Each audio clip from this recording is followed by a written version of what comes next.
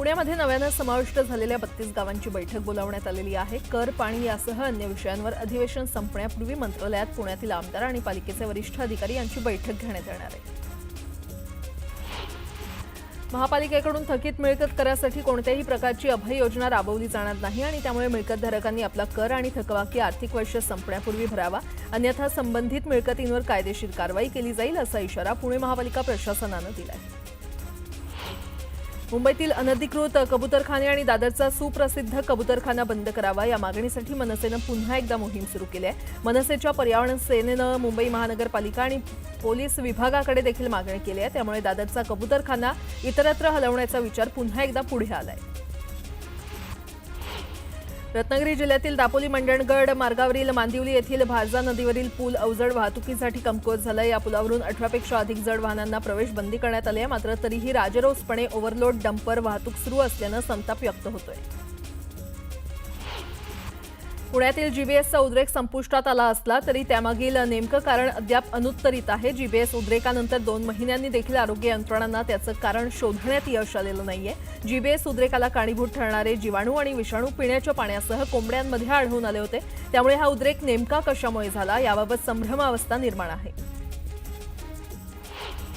मध्य रेल्वेवरील सामान्य लोकल आणि वातानुकूलित लोकलमध्ये विनातिकीट प्रवाशांची घुसखोरी वाढलेली आहे आणि त्यामुळे विनातिकीट प्रवाशांना रोखण्यासाठी एसी लोकल टास्क फोर्सनं प्रवाशांसाठी तक्रार क्रमांक उपलब्ध केलाय।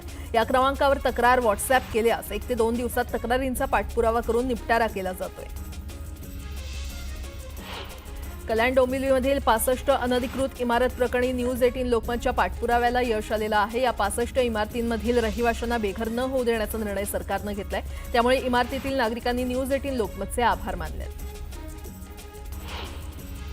भिवंडी शहराला पाणीपुरवठा करणारी पाईपलाईन फुटल्यानं अनेक भागातील पाणीपुरवठा खंडित झालाय। पाईपलाईन फुटल्यानं लाखो लिटर पाण्याची नासाडी झाली आहे। शिरूर शहरात आजपासून दिवसाआड पाणीपुरवठा करण्यात येणार असल्याची माहिती मुख्याधिकारी प्रीतम पाटील यांनी दिली आहे। सध्या परिस्थितीमध्ये बंधाऱ्यामध्ये उपलब्ध असणारा पाणीसाठा काटकसर करून वापरणं आवश्यक आहे। पालघरमधील देहर्जे प्रकल्पग्रस्तांच्या पुनर्वसन जमीन खरेदीमध्ये भ्रष्टाचाराचे आरोप करण्यात आलेत। याप्रकरणी जिल्हाधिकारी गोविंद बोडके यांनी भ्रष्टाचाराचे आरोप फेटाळून लावलेत। जमीन खरेदी बेकायदेशीर किंवा जमीन खरेदी कायदेशीर प्रक्रियेचं काटेकोरपणे पालन करू असं त्यांनी स्पष्ट केलंय। वैद्यकीय पदव्युत्तर अभ्यासक्रमाच्या प्रवेशासाठी आवश्यक असलेली नीट पीजी परीक्षा यंदा 2 सत्रामध्ये घेण्याचा निर्णय वैद्यकीय राष्ट्रीय परीक्षा मंडळानं घेतलाय। मात्र परीक्षा 2 सत्रात घेतल्यास गुणाचं सामान्यीकरण करण्यामध्ये अनियमितता येऊन परीक्षार्थींवर अन्याय होऊ शकतो असं म्हणत डॉक्टरांच्या संघटनांनी विरोध केलाय। वंदे भारतच्या भाड्याबाबत काँग्रेस खासदार हुसेन यांनी प्रश्न उपस्थित केला असता रेल्वे मंत्री अश्विनी वैष्णव म्हटलेत की भारतीय रेल्वे सेवेचा खर्च, सेवेचं मूल्य, सामाजिक आणि आर्थिक विचार लक्षात घेऊन भाडं निश्चित करतं। तर भारतीय रेल्वे विविध प्रकारच्या प्रवाशांच्या गरजा पूर्ण करण्यासाठी विविध प्रकारच्या रेल्वे सेवा चालवतं असं अश्विनी वैष्णव म्हटलेत। झोपडपट्टी पुनर्वसन योजनेअंतर्गत झोपडीधारकांना मोफत घरं देण्याच्या सरकारच्या धोरणाबाबत उच्च न्यायालयानं पुन्हा एकदा प्रश्न उपस्थित केला। तसंच झोपडीधारकांचं पुनर्वसन करताना त्यांना मोफत घरं उपलब्ध करण्याऐवजी त्यांच्याकडून विशिष्ट रक्कम आकारण्याची गरज न्यायालयानं बोलून दाखवली आहे। एका वृद्ध शिक्षिकेनं केलेल्या डिजिटल अटकेच्या तक्रारीवर तत्परतेनं कारवाई न केल्याबद्दल उच्च न्यायालयानं मुंबई पोलिसांना फटकारलंय। तसंच डिजिटल अटक आणि सायबर फसवणुकीच्या तक्रारी गांभीर्यानं घेत नसल्यानं नाराजी देखील व्यक्त केली आहे।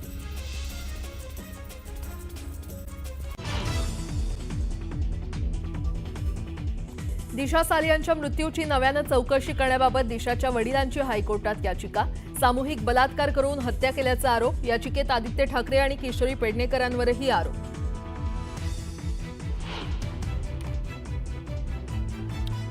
अर्णब गोस्वामी आणि नितेश राणेंच्या आरोपात तथ्य। दिशा सालियन मृत्यूचा सीबीआय आणि एनआयएच्या अधिकाऱ्यांकडून तपास करावा, दिशाच्या वडिलांची याचिकेतून मागणी।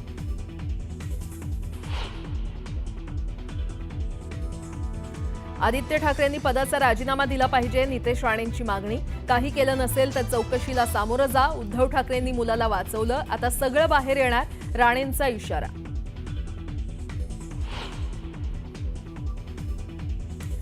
मंत्र्यांनी बोलताना संयम आणि राजधर्म पाळायचा असतो। फडणवीसांकडून नितेश राणेंना राजधर्माची आठवण। Lokmat Maharashtrian of the year कार्यक्रमात राणेंना कानपिचक्या।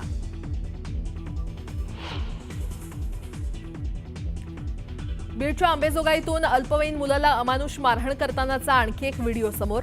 मारहाणीचं कारण अद्याप अस्पष्ट, गुन्हाही दाखल नाही।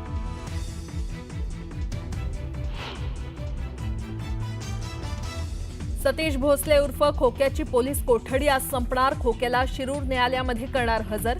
खोक्याच्या अडचणीत वाढ होणार का याकडे लक्ष।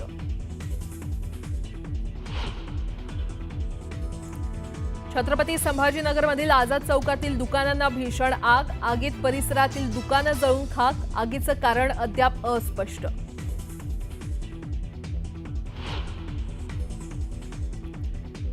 आणि न्यूज 18 लोकमतचा मोठा इम्पॅक्ट। डोंबिवलीतील 65 इमारतींमधील रहिवाशांना बेघर न होऊ देण्याचा सरकारचा निर्णय। नियमांमध्ये बदल करून अनेक इमारतींना अधिकृत करणार।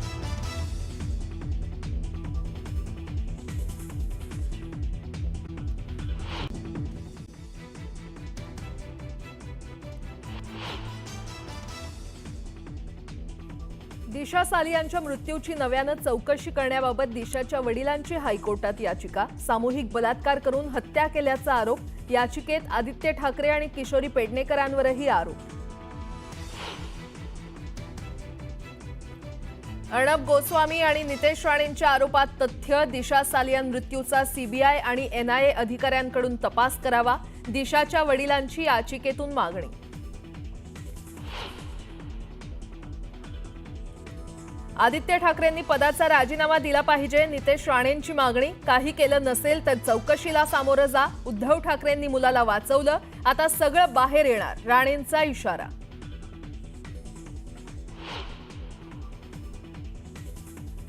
मंत्र्यांनी बोलताना संयम आणि राजधर्म पाळायचा असतो। फडणवीसांकडून नितेश राणेंना राजधर्माची आठवण। Lokmat Maharashtrian of the year कार्यक्रमात राणेंना कानपिचक्या।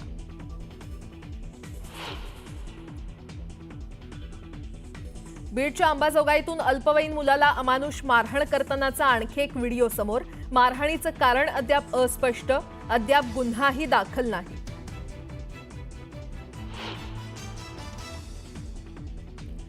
सतीश भोसले उर्फ खोक्याची पोलीस कोठडी आज संपणार। खोक्याला शिरूर न्यायालयामध्ये करणार हजर। खोक्याच्या अडचणीत वाढ होणार का याकडे लक्ष।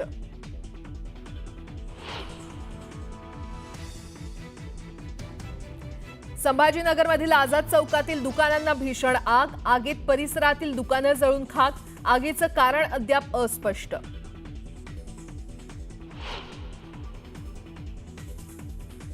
आणि न्यूज 18 लोकमतचा मोठा इम्पॅक्ट। डोंबिवलीतील 65 इमारतींमधील रहिवाशांना बेघर न होऊ देण्याचा सरकारचा निर्णय।